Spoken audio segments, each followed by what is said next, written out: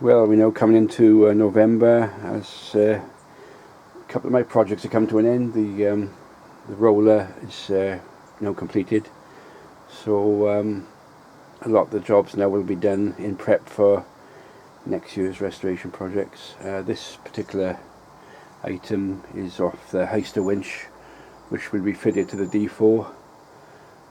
There's a lot of parts missing off it, so I had to make some up. I had to make the quadrant up, which took a little while. I had to file some teeth into there for the brake.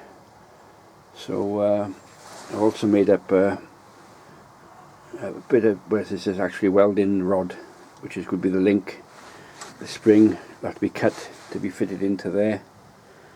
So that's my project for over the weekend, was actually overhauling this item. So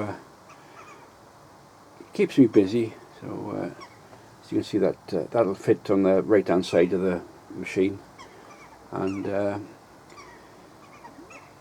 next day or two, I haven't got much time at the moment, I'm pretty busy on other projects. I'm going to cut this spring to fit into there.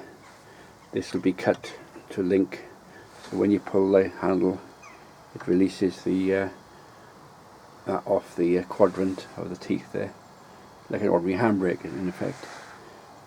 It's actually the HYSTER winch brake. So that's what I'm up to at the moment. At least I'm indoors in my little store area, so the weather's been dreadful the last few days, so onwards and upwards, keep going, and see you next time.